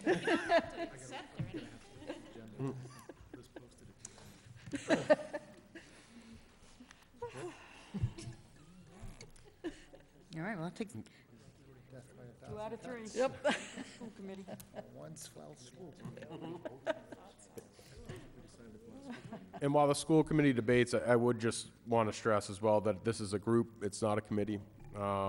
It's a working group, so they will be meeting with members of our staff to iron out details that will be brought forward to a public meeting amongst this entire body to be aired out publicly for review. We didn't appoint anybody. How's it going over there, gang? Mr. Oh, go ahead. Mr. Vice Chair, I think we will be appointing our two Thursday night, Perfect. after we kind of got our sea legs underneath us tonight to hear about the group. So, in the See who process. you can rope into it, right? Yeah, yeah. So I think we'll, with the vice chair's approval, we'll wait till Thursday night. Absolutely. We won't meet for another couple of weeks, so. Yeah. Okay. Moving along to review of the fire station public forum. Smith, assuming that you're going to be leading the forum.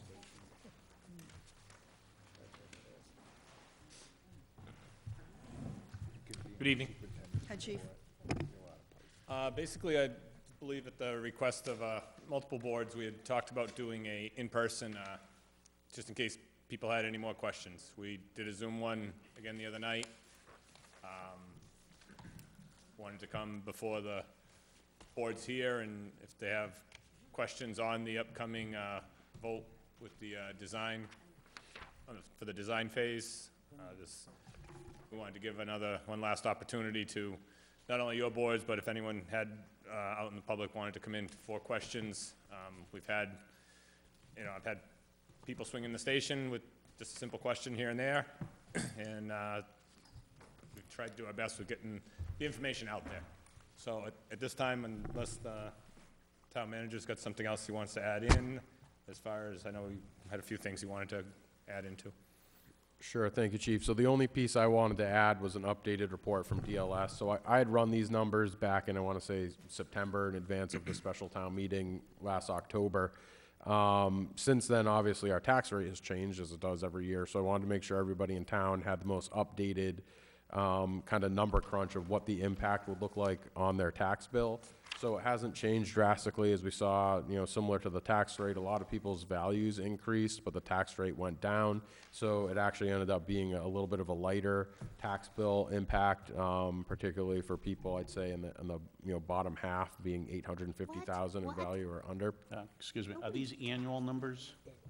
What? Yeah. Sorry, what was that? Annual or quarterly? This would be an annual tax bill impact. So once again, slight decrease. I think what we were looking at for the average was closer to 36 at the time of the special town meeting. That's down to 30. But I wanted to make sure that people saw, something that they could look at rather than just saying, this is what the annual would be, and then people kind of scratching their head. This at least gives you a little bit of an array in $100,000 jumps anyway. If you want to split the difference, between, for example, 250 and 350, add 30 and 42 and divide it in half. It's pretty quick math. So also, as always, if anybody wants us to crunch the numbers for them, just call my office and let me know what your house is worth, and I will tell you what your tax bill impact will be. So thank you. Questions for Chief Smith? CPA in March. Questions? Mr. Chair, Yes, Mr. Murphy. I just would like to congratulate the work that, Chief, you've done, and Justin, that you've done on really scaling back and designing a project that still is going to meet the needs of, our safety needs that we need in our town. But I'm just amazed at how you were able to bring the cost down, but still keep the flavor of the support for the fire department. So you did yeomanship work, and I think you'll have a lot of support Thank you. We're on certainly, Thursday. I know one vote you're going to get. Appreciate it. appreciate it. Any questions? Thank you very much. Thank you, Chief. The last item on the agenda is report of the Community Preservation Act Exploratory Committee and their recommendations. I don't know if there's anybody from the Exploratory Committee. So we have two members that are actually going to be joining us that are on their way over. Kyle Bradley is, I think, actively walking down Pleasant Street right now, and Adam Gardner is over on High Street, coming from the other direction. So a matter of minutes, I don't know if the chair would entertain a brief 5-minute recess maybe before we dig into that. Second. All right, motion's made and seconded.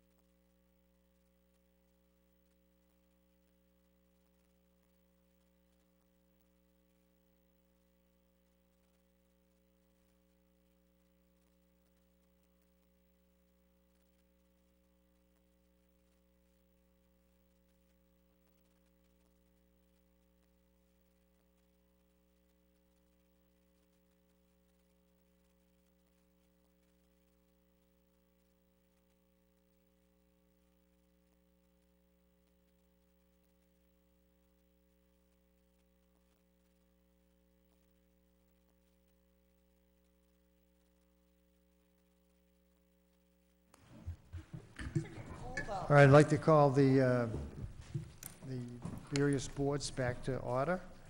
And I think we're ready for our presentation on the Community Preservation Act recommendations. I know that we've had a working committee. Perhaps you'd like to introduce members of the committee for us, Justin? Absolutely. Thank you, Mr. Chair. So this is an initiative that started about 8 months ago. It's an 11-seat committee. Going through this process, I think the important piece that we tried to highlight was an inclusive process that brought in folks that, were both part of our traditional operations and are part of other boards and committees as designed by the CPA that the state dictates. But the other piece was bringing in citizens who maybe historically hadn't been involved in town and getting their voice in the room. And so thankfully we have a good cross-section and representation from both of those. So sitting closer to the door, we have Mr. Kyle Bradley, who's the chair of the Conservation Commission. One of the 4 major components of the Community Preservation Act is conservation. So he's been with us in that capacity. And then sitting closer to me is Mr. Adam Gardner, who falls into the category of maybe traditionally was not involved in the system that is the Winchendon town government, just to get another voice in. And, we really valued that and that insight. So what we have before the committee today, this topic isn't something that's new. It's something that's been discussed at length, and, I think it in some iteration, everyone's gotten a pass at it.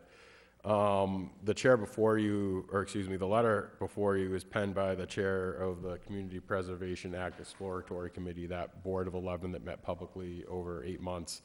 And to the credit of that board, they did a lot of work. It was a lot of heavy lifting. This wasn't a, meet once every 2 months type of committee. They were meeting, every week for stretches, every other week. And they really did the work. And so, kudos to them. The element of the Community Preservation Act, and I don't want to deliver this too much myself, but a big piece of it is that it's a community effort. And I think, in that, the efforts of this committee really kind of highlighted that. So with that, Mr. Gardner, if you wouldn't mind just kind of maybe going over the past 8 months at a broad view, the type of topics that you all kind of considered and discussed. What's his first name? Excuse me, before we start, maybe Mr. King, could you share your mic with Mr. Bradley so that... Thank you. And I think from there, that will kind of open up conversation. If anybody has any additional questions, I think these 2 gentlemen are more than capable to answer. Once again, this is a community-led initiative. It's something that I personally see the benefit in for this community, but it's something that really comes from the people. So please, thank you. Sure. So, hi everyone. Hi. I'm on the CPA Exploratory Committee along with Kyle and several other folks in town. The bulk of our work has been researching the Massachusetts legislation and figuring out how it would apply to us here in Winchendon. As you may know, it's a matching program where the state has a fund that is paid for by real estate transfer tax. So anyone who's bought a home here in Winchendon has paid in. And then communities that opt to join the program have a surcharge on their real estate property tax bill that is then matched to some degree by state funds. So we were looking at that from a what would this mean for Winchendon perspective. To get more detail there, we had a presentation from Justin. We had a really good detailed presentation from a member of the CPA nonprofit advocacy organization here in Mass, which has people on staff to help towns like ours learn about the program, figure out if it fits for them, and what that might look like. Then to get a more local perspective, we also reached out to Templeton, who sent a member of their current CPA committee. So that's the next step. We're just the exploratory committee, but if we were to adopt the program, we would have a CPA committee that would be a mix of citizen volunteers and members of other committees in town that represent kind of jurisdictions where those funds might go. So we had a Templeton CPA member come and talk to us about what CPA looks like in rural Massachusetts. Obviously, a lot of the focus at the state level is on big projects in bigger towns and cities, but for us it would be pretty different. So we wanted to kind of get that unique perspective that we think the CPA might involve in a town like ours. On top of those presentations, we've had a lot of debate and discussion about what the CPA might look like here and how we want to position it if we decide to go forward, which we now have in recommending it, for kind of the unique political and economic and social realities of the town here. So part of that entails understanding the CPA as an alternative vehicle to steer and direct funds for investment in the community. Part of that entails kind of messaging the investment of the CPA. The letter kind of describes how our conclusion is Winchendon probably ranks in the very top tier of towns that would see 100% or close to 100% match. So from a financial perspective, that's really promising as well, right? We've all paid in money to this slush fund that the state is then doling out to all the towns that have adopted it. So right now we're putting money in and not getting anything back.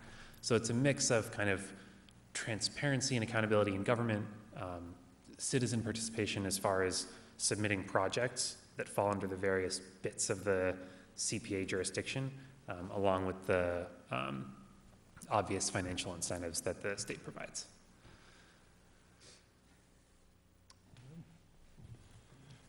Questions, Mr. Gardner? Mr. Chair? Yes. Did you have an opportunity to speak with anyone that was involved in the process that brought this before the town? It had to have been at least, it was not the last town manager, but at least one before that. I remember them voting on it at town meeting. And it was pretty handily 6-7 years ago. defeated, at least, yeah. And I just wondered, it might be worth going back, and if there's a tape of the town meeting, taking a look It at would some of the be arguments interesting. that may come up, or at least look at the minutes, to see what you may be faced with when it comes to the floor. That is a really good idea. We definitely have some people on the committee who have been in town and involved that long, so there was some context, but we didn't specifically look at the minutes or how that measure lived and died. That would be valuable. And I'll write that down. Kyle, do you remember anything specific about that? I don't. Mr. Chair, It's good information. Mr. Ward? it was brought up at the town meeting, May 12, 2014. Was it 14? 2014, Yeah. and it was defeated. 8-9 years ago. Actually, I believe it was passed over. It was. It was it passed passed over. It over? wasn't- There was no vote, it was passed over. Oh, okay.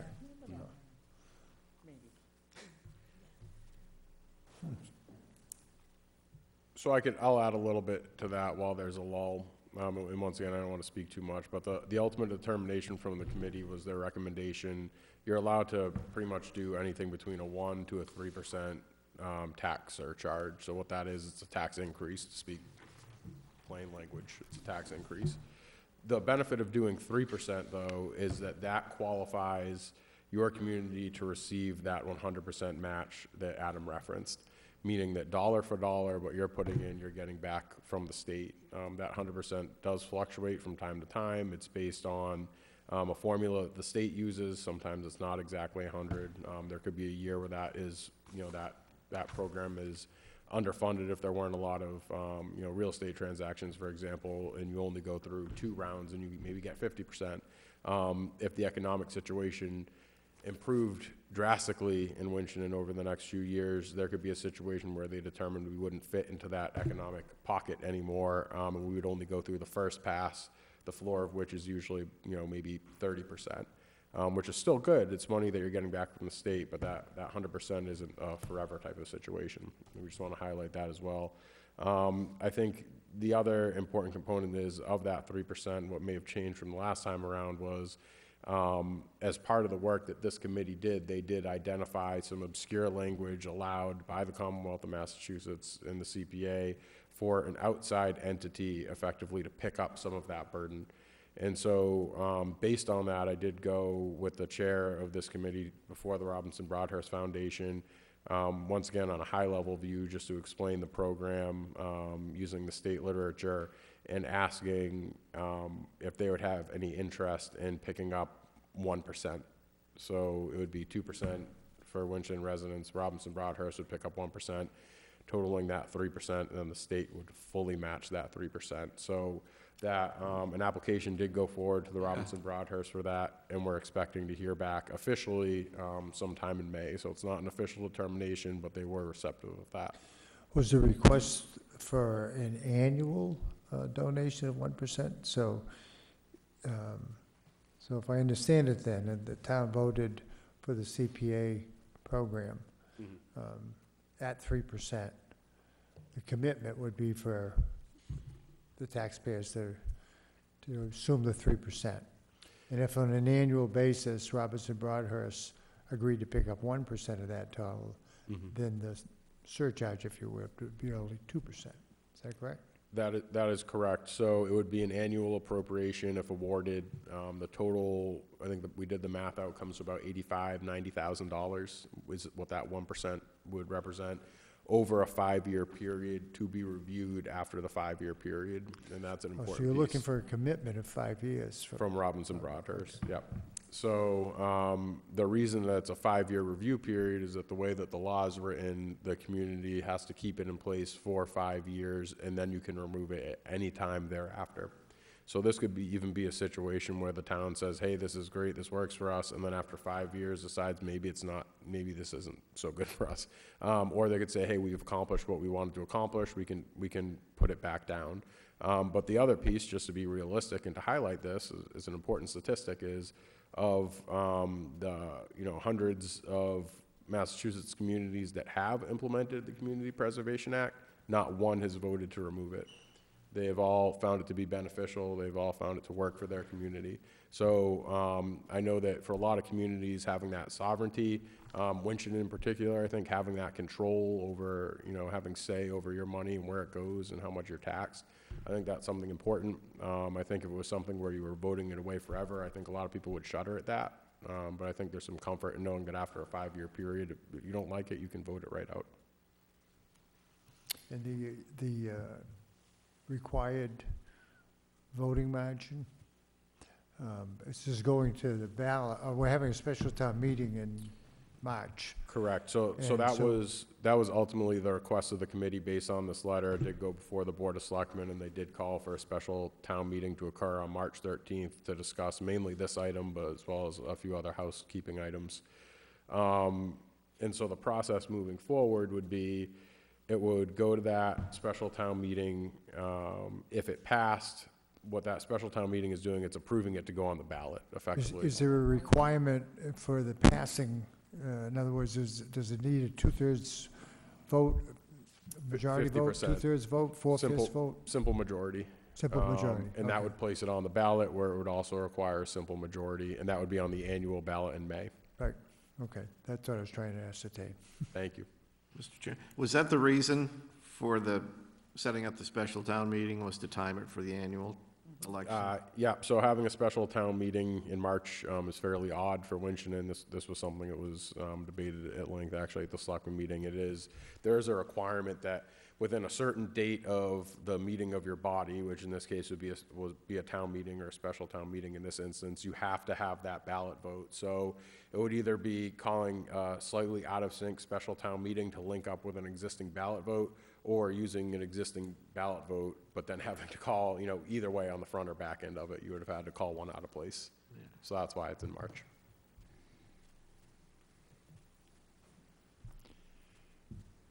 Any other questions for Mr. Gardner or Mr. Bradley? Mr. Chair? Oh, yes. Just a general question. What are the plans to get this information out to the voters between now and March, as far as getting the information out, making sure people understand what it's about, et cetera? Do we have a plan of action yet? That's a good question. We reached out a little bit to different committees in town. Granted, the demographics of the group that participates closely in town government and sits on various boards is small compared to the size of the town overall. But I think with the endorsement of the Board of Selectmen, the Finance Board, we would try to do more outreach in that way. Maybe hold, kind of Q&As or town hall type things at the high school, at the old Murdoch Center.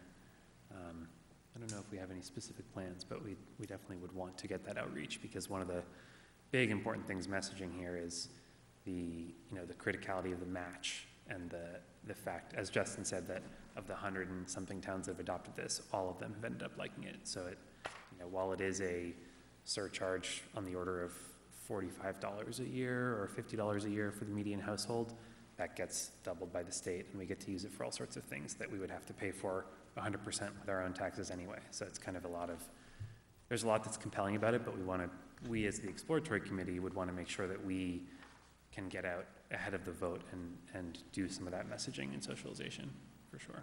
Yeah, and I think it's important to note that the 4 categories that this will target are housing, recreation, open space conservation, and historic preservation. As Mr. Gardner just said, areas that typically are low on the totem pole when we're looking at what we can fund on an annual basis from our general budget. So I think that's an important point to get out as well. One other note on the allocation, there's been a lot of spirited debate amongst the board about whether we should perceive and message CPA expenditures as we're using this money for something that the town would have had to pay for 100% anyway, and so we're taking pressure off of the budget and off of the tax base, or whether it's an alternative vehicle for investment in things that aren't often prioritized or don't always fall at the top of the ladder, as you just mentioned. I think both those perspectives have value, and we don't want to be exclusive in the way that we make the case to the voting public. All right. Thank you. Mr. Chair? Yes, Mr. Yeah, Ward. just for clarification, and I just send this out because I do support this, but I want the public to know exactly that the average house value is $280,000 in Winchendon, and the tax, this would be an increase on your taxes of $72.36. So I just want that number out there. Does that include the $100,000? Yes, that includes everything. Okay. 2% a year, $48. So if Robinson Broadhurst came through, a household in that situation would be $48.68. Robinson Broadhurst would be $24.34, and the state match would be $73.02. Yeah. Okay. Can I ask a question? If, and I don't remember what formula Robinson Broadhurst uses when they're generously grant items to the town, but they match the other town in New York. And so would this come off of their, annual donations? Sure, so that was part of the conversation with them. And I can't speak for the Robinson Broadhurst Foundation, but what I stressed to them was that this is a community benefit. So, and similar, I guess, to the water pipe, in that, I guess to paraphrase the selectwoman, basically they give us a certain amount of resources every year, the Robinson Broadhurst Foundation, but it doesn't all go to the town of Winchendon in terms of the government entity. Some of it goes to other things in Winchendon, churches, youth groups, other culturally important initiatives. And so the question I believe you're asking is, if they funded this 85 year over year, would that come exclusively out of the town of Winchendon, government side, or would it come out of the community as a whole? And what I encourage for them was that, a good chunk of it, I believe, would sit with the town of Winchendon. But I think a portion of that also is it's a community effort as well. How they would blend that or balance it out, I don't know. Does that answer your question? Not really. Okay. Thanks for trying. I always aspire to try. Yeah. The bottom line is it sounds like we don't know how they would handle it at this point. Yeah. It does raise another question, though. Based on just the information we have, if it were passed with the current tax rate, what would it generate in a year in terms of additional money for the town? So we'd raise it 3%, they're matching it. And from that figure, then would you have some idea as to what a third of that would be that we're asking for Robinson Broadhurst. Yep, so you can back into the number using the Robinson Broadhurst number, but ultimately it would be about $500,000 a year between all sources. So that would be from the people of Winchendon, from the Robinson Broadhurst Foundation, and from the state combined would be a little over $500,000 annually. So $500,000, so Robinson Broadhurst would be picking up $150,000, $160,000 of that $500,000? I think it came out to about 85 or 90. Roughly a third of the $500,000. Well, that No, includes. total. That includes the match. So, Includes yeah, the state match. so it'd be our half. So if you're taking, we're getting into it. If you're taking the state match and placing it aside, just on the Winchendon end, Just on Winchendon would raise. So like Yeah. 1/6. yeah, it would be about 170 or so from the people of Winchendon, and then about 85 from the Robinson So Broadhurst roughly Foundation. then Rough math. 170, and you divide that by 3, and that would Yep. be, okay, thank you. Mr. Chair, Roughly 60,000, Hmm. 120, yeah. would the funds be overseen by the select board, or would there be an advisory committee that If I made may, suggestions on how to do that? thank you. The funds would be overseen by the CPC, which was yet to be formed. So if we get this to pass at town ballot, then we would work on forming that committee. Okay, And so, the committee would have oversight. okay, so would you have the final say, or would the select board have to approve a recommendation from the Community Preservation For the Committee? funding, Committee. Where the I funding believe- goes, like which Allocating the project funds. it goes the to. select board would not be involved in where the funding goes. No, I believe it's town meeting. be town It has to meeting. go to town meeting. Town meeting, right, this would be voted on. Yes, the Community Preservation Committee reviews and forwards proposals from citizens or groups or whatever to the town meeting. So the up or down eventually is a town meeting vote. And I think that's an important piece to highlight that we hear a lot of gripes about from time to time. That this wouldn't be a separate pot of money. This wouldn't be a town manager's pet project fund. This wouldn't be, a slush fund for the Board of Selectmen or the Finance Committee or anybody. That would be controlled by an independent Community Preservation Act committee that's made up of some established set members, kind of similar to this committee, but also just citizens at large, members of the community that want to get involved in some capacity, who may not be involved in the town in the traditional way, or who may feel like that, they may not have a voice in the community. This is an opportunity for them to participate in that. But it's a pot of money that's held entirely separate from this whole, pretty much everyone you're seeing in this room, independent of us. And from that independent committee, it would go to town meeting. And if I may, one thing, if there's unspent monies at the end of the year, that money is not up for grabs. It's not you cannot reapportion it for something else or reallocate it to another area. That money sits where it sits. It's not up. So it's rolled over then? It's dedicated to what it's dedicated to, and that's where it's gonna stay. Okay, It's not, in no way in a general fund. all right, thank you. Great. Well, thank you very much for taking the time to come in and explaining that, and we'll look forward for the opportunity to attend the special town meeting. Thank you. Thank you for having us. Thank you, gentlemen. So any new business? Old business? Any members' comments or announcements? Entertain a motion to adjourn? Move to adjourn. Moved and seconded. For each Does each committee? Each Okay, yeah, we do. committee I'll take a wants motion to to do their own adjourn. adjournment, but we're done. Second, all in favor, say aye. Aye. Board of Selectmen is adjourned, 9:05.